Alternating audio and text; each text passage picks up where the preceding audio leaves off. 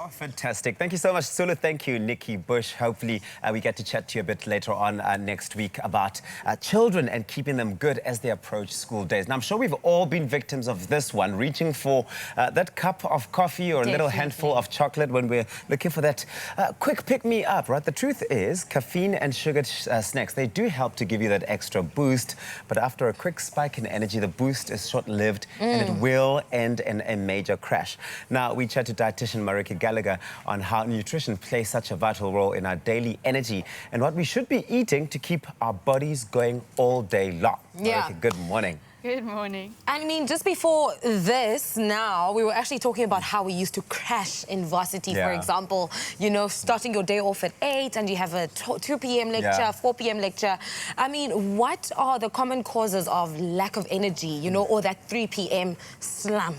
Yeah, that afternoon slump. Most people complain of it. And it's actually part of our body's natural rhythm, our natural circadian rhythm. So there's 2 times of the day that we start feeling drowsy.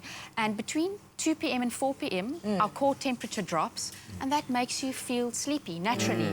So that's a natural phenomenon. But what we eat and how much we eat can also affect whether we're going to feel tired late afternoon. If we have very big meals, especially carbohydrate-rich meals and meals that are high in those sugary, white, refined, starchy foods, it makes our blood sugar spike, so it gives you that initial boost of energy, and then it drops you, and then you feel tired.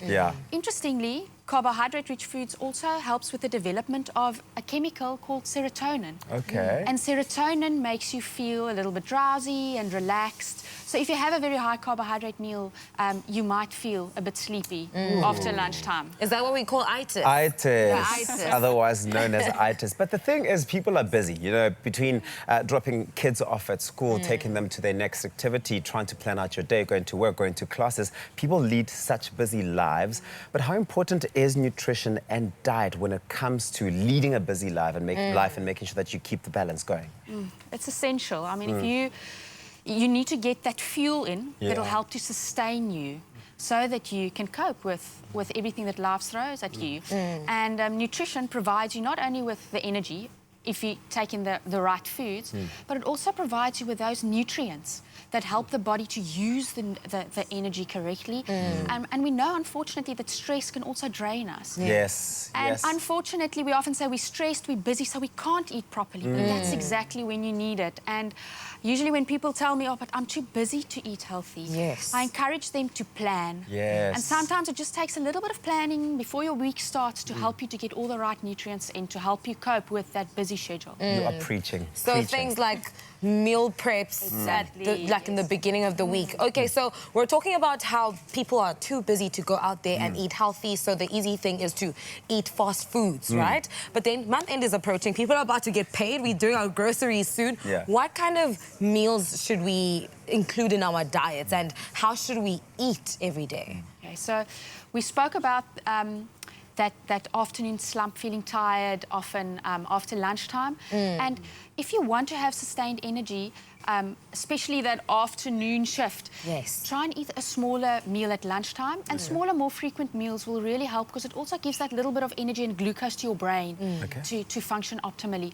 And then following a healthy, balanced diet that contains healthy fats, high-quality proteins, and whole foods and whole grains. So trying to not eat all those highly refined, sugary and starchy white foods, but more the whole grain, high-fiber ones, will really help to give you that sustained energy. And we call those type of carbohydrate foods low glycemic index food or low GI foods, and they sustain your energy levels. This is fantastic. Drinking enough water, because if we dehydrate it, our body functions slow down and it makes us feel sluggish. So it's important to have that water bottle with you wherever you are, in the car, at the office, kids going to school need a water bottle. So water is very important.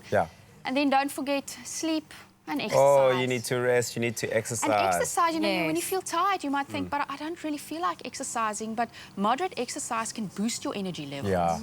So it's quite important to be active. Maryke, you are such a superstar. We need to have someone like you constantly nudging us in the right direction and telling us what you need to be eating, what you need to be avoiding. Thank you so much for joining us this morning. Of course, the energy supplements, they are all the buzz at the moment. That means they become so important in helping us keep our energy flowing, our vitality. Now, good news for all of of you, our beautiful viewers, 2 lucky viewers have the chance to win a gym membership to the value of 5,000 Rand with VITATHION, so you can activate your hashtag beast mode. Reply to the VITATHION competition post on our Expresso Facebook page and our Twitter page as well. Tell us why you need VITATHION to help you boost your energy levels. This competition will close on the 25th of March 2020 at midnight, and the terms and conditions, you can find them on expressoshow.com.